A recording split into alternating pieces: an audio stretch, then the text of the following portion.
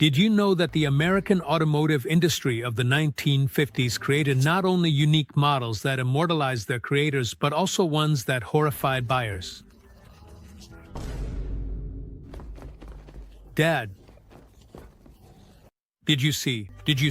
Watch the video to the end, and you'll find out which car models from the 1950s went down in history as the worst cars in the U.S. Are you ready? Then let's go. Kicking off the top 10 worst American cars is the sports car Crossley Hot Shot. The first sports car produced in post-war America, the Crossley Hot Shot, was small and problematic. The car weighed about 450 kilograms and was 3 meters 70 centimeters long. Despite the fact that the Hot Shot was dangerous, its potential was limited. Issues with the engine, transmission, and brakes made it practically useless for everyday driving.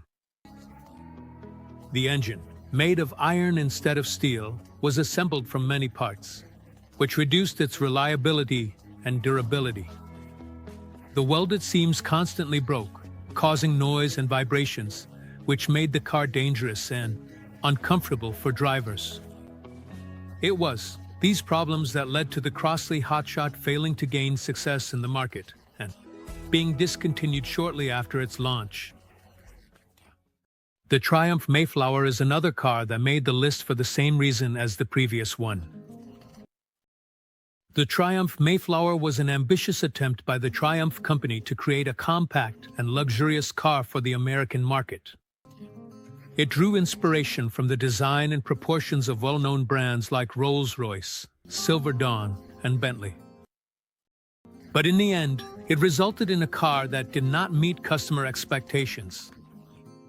The Mayflower significantly lagged behind its European counterparts, which gave it a strange appearance.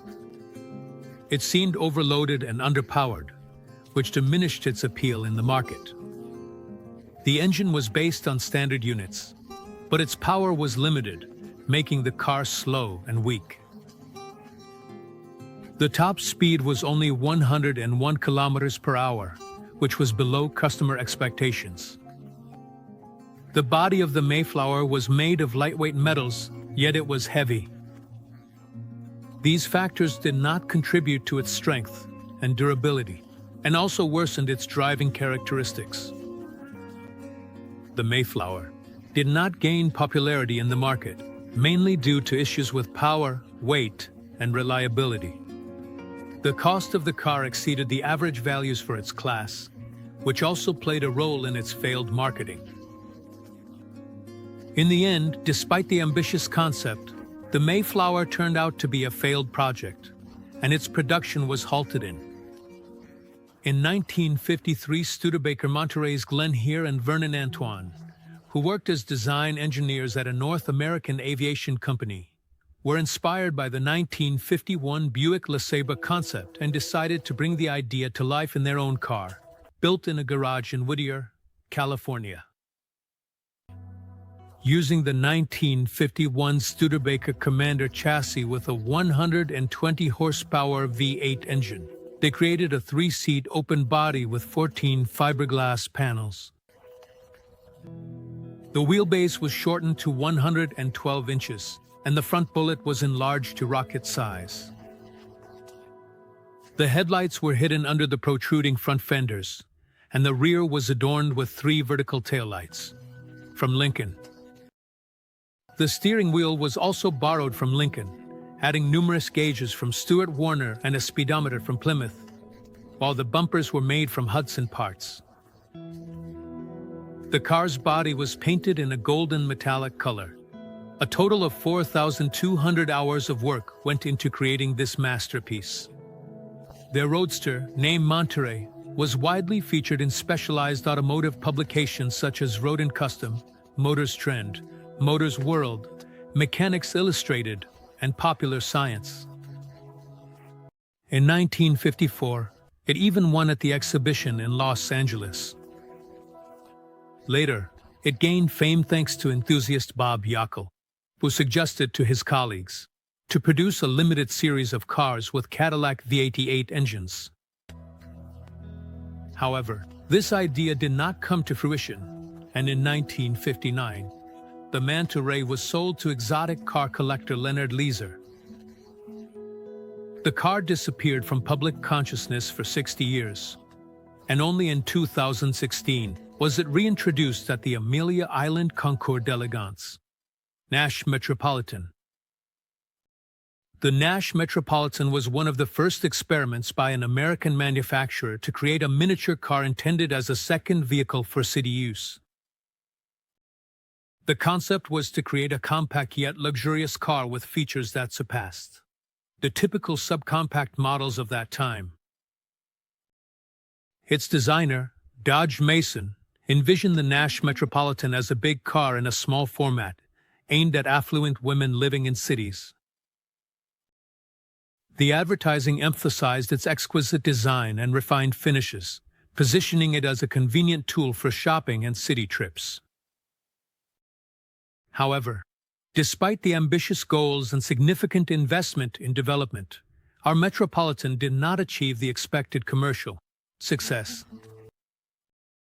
The Metropolitan had low performance and handling issues, making it difficult to use in urban conditions. It negatively affected its perception among buyers that the car suffered from numerous reliability issues. At that time, the market for subcompact cars in the US was limited, which also impacted its commercial failure. Despite the marketing efforts and innovative design, our Metropolitan turned out to be an unsuccessful project. The manufacturing company Austin Motors sold about 9,300 units, but it also did not achieve significant popularity in the European market. In the end, the Nash Metropolitan was discontinued and practically disappeared from public memory for many years. Dodge Royal was launched in 1956 and was marketed by Chrysler as the car of luck. However, shortly after its debut, scandalous incidents began that severely tarnished the reputation of the Chrysler Company. Owners began to actively complain about various defects and issues with the car, such as water leaking into the cabin during rain, broken fasteners, and a completely collapsed suspension just a month after purchase. Consumer Reports conducted testing and published an article labeling the car as unreliable. This reputation of the Dodge Royal persisted for many years, and Chrysler took no measures to improve the car's design. King Midget Model 3, Claude Dry and Dale Orcutt, both from Ohio, who served in civil aviation, dreamed of selling simple cars accessible to everyone, regardless of social status. Their plans to create a mini-car resembling a dune buggy were quite ambitious. They began offering complete kits for $500, consisting of a frame, axle, and metal decorative elements, which local craftsmen could turn into finished bodies with a single-cylinder engine. In the late 1940s, they released their first car. This little car was something in between, a terrible vehicle and a personal mobility device. Despite the strictly regulated government safety standards, Midget Motors continued to produce and sell their small cars until the late 1960s. The pinnacle of the enterprising Friends production was the Model 3 from 1957. It was a compact miniature folding car with a 9-horsepower engine, which was also used efficiently for parcel transportation. In 1934, Waldo Waterman developed and built his first successful airplane prototype, named the Aeroplane. This monoplane had high wings and 3 wheels. The wings were securely attached to the aircraft's fuselage. It used jet engines for ground movement. Waterman considered his machine the best of its kind and the most efficient in the world. He even flew it. 20 years later, in 1957, Waterman introduced the new improved model, the Waterman Aerobile. There were no takers to fly it. In the end, It was deemed unfit for use and ended its career at the Smithsonian Institution. The 1957 Buick Roadmaster, created by the General Motors Corporation, was meant to be a true symbol of style and prestige among middle-class Americans in the mid-20th century. This car was designed as a great choice for business trips, outings, and city travel. However, in 1957, Consumer Reports overlooked this car, not giving it any positive reviews. The reason for the lack of response to the car was clear. At that time, Buick was expensive and poorly assembled.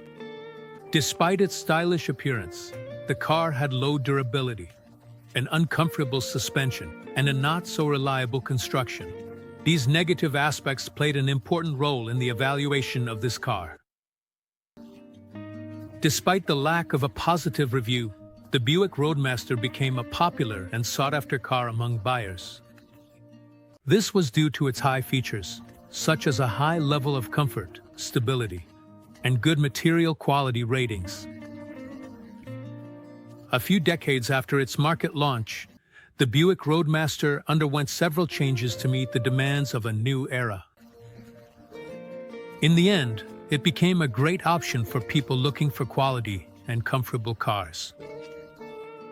Today, it is considered one of the classic representatives of American automotive design from the mid-20th century. In the 1950s, fiberglass began to be used for creating the bodies of sports cars. This material is strong and versatile, lighter than steel and more affordable than aluminum. For example, the Chrysler Duretti and Corvette were covered with fiberglass bodies. This caught the attention of Colin Chapman, the engineer and founder of Lotus. He was interested in weight savings, so he started using this material in his race cars. One of the successful projects using fiberglass was the Elite Type 14. Weighing just 499 kilograms and equipped with a powerful 75-horsepower Coventry Climax engine, the Elite was a successful race car, winning its class at the 24 Hours of Le Mans 6 times. However, despite all the advantages, fiberglass also has its drawbacks. Unreinforced fiberglass does not always withstand structural loads. In Chapman's cars, failure was always a possible outcome. MGA Twin Cam. In 1958, the NGA Twin Cam was introduced, replacing the popular TD model. By 1962, it was replaced by the NGB. MG offered an additional high-performance engine with dual overhead camshafts, hence the name Twin. This engine was quite problematic. It had leaking pistons and clogged plugs. It required special attention to things like ignition timing, fuel octane rating, and RPM. Additionally, the engine's connecting rods sprayed oil along the road. It was only many years after the engine was retired that it was discovered the problem lay with the carburetors. At certain RPMs, the resonant frequencies could cause fuel mixture foaming, fuel displacement, and piston ignition. Sometimes American manufacturers create cars that are neither beautiful nor outstanding in performance. Some of these cars posed a threat to life and disappointed entire generations of car enthusiasts. But I have an interesting offer for you, my friends. You have a unique opportunity to become part of our team. If you have video editing skills, can voice videos in Russian, English, and other languages, or write interesting scripts, we would be happy to work with you. Message our Telegram bot. The link is in the description. That's all for today. Bye everyone.